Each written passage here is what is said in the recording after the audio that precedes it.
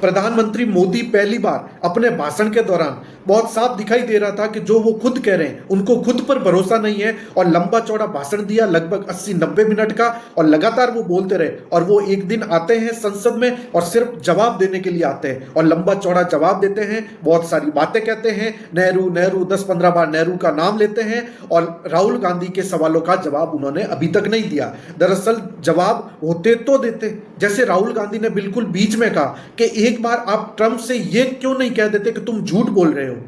और हालात यह है कि मोदी जी कहने की कोशिश तो की कि दुनिया के किसी नेता ने हमें रोका नहीं, दुनिया के किसी नेता के कहने पर हमने समझौता नहीं किया, लेकिन मोदी जी का भाषण अभी ठीक से खत्म भी नहीं हुआ था और कुछ घंटों के अंदर ट्रंप ने 30वीं बार कह दिया कि हमने भारत पाकिस्तान के युद्ध के बीच में सीज फायर कराया और भारत पाकिस्तान युद्ध को रुकवाया।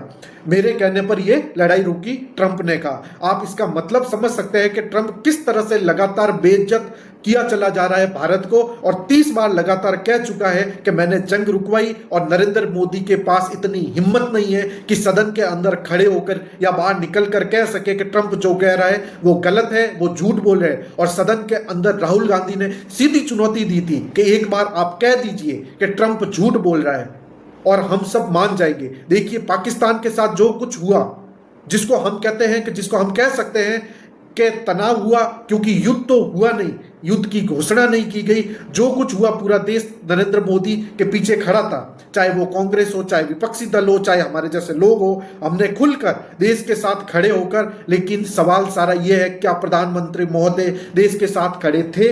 राहुल गांधी ने इसी सवाल को लेकर जो जवाब जाकर डिस्कस किया, उन्होंने कहा आप कहते हैं ना कि आप पाकिस्तानी के कुछ ठिकानों पर हमला किया, तो उसके बाद कह दिया कि बस अब हमला हमको नहीं करना। इसका क्या मतलब है? पाकिस्तान हमारा जो एनिमी है, शुरू से ही दुश्मन है, जब से पाकिस्तान का जन्म हुआ वो भारत का दुश्मन है।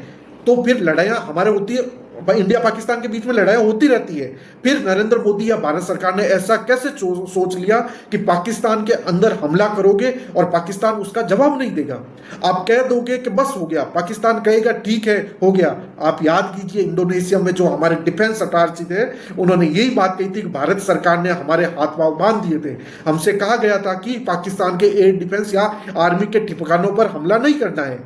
हमने कहा था केवल जो जगह है ये माना जा रहा है कि आतंकवादी रहते हैं, उन पर सिर्फ हमला करना है। तो क्या हमने वहां पर हमला किया और पाकिस्तान के डिफेंस को हमने खुला छोड़ दिया? नतीजा ये हुआ कि पाकिस्तान की तरफ से हमला हुआ और हमारे रफाल जेट गिराए गए। ये बात हमारे डिफेंस अथॉरिटी ने कही इंडोनेशिया में, और लगभग यही बात कह रहे हैं हमारे chief of the defence staff CDS ने कही, जो आर्मी, एयरफोर्स, नेवी तीनों के सबसे सीनियर ऑफिसर है, इसलिए सीडीएस है। उन्होंने भी जहाज गिराने की बात कही।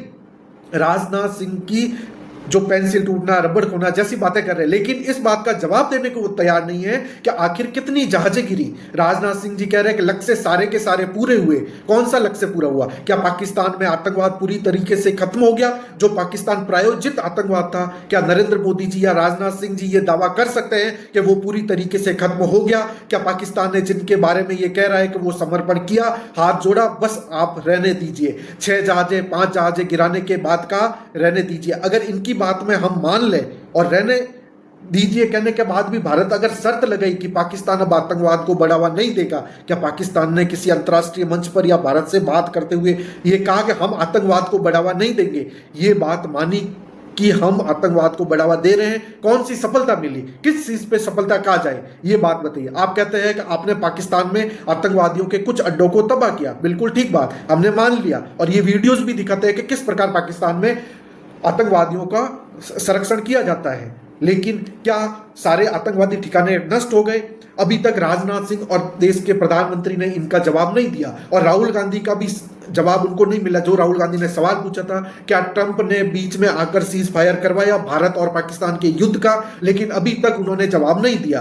केवल और केवल प्रधानमंत्री मोदी बोलना तो चाह रहे थे, लेकिन केवल एक बात बोलकर खत्म कर दिया कि हमारे बीच में तीसरा नेता नहीं था। लेकिन उन्होंने ये भी नहीं कहा कि ट्रंप जो कर रहे हैं वो गलत है, ट्रंप जो कर रहे हैं वो झूठ बोल रहे हैं, हमारे बीच में कोई नेता नहीं हुआ, कोई समझौता नहीं हुआ, कोई सीज फायर अमेरिका ने नहीं करवाया, हम अपनी मर्जी से हुए थे। आखिर सेना का जो मनोबल बढ़ा हुआ था वो उसको क्यों गिराया? जो गोदी मीडिया जहां पर कराची और इस्लामाबाद तक घुस गया था कि भारत की सेना घुस गई, उसका मनोबल क्यों गिरा दिया गया? जो रात तक ये कह रहे थे कि सुबह तक तो पाकिस्तान पर कब्जा हो जाएगा, पीओके हमारा हो जाएगा, लेकिन क्या मिला?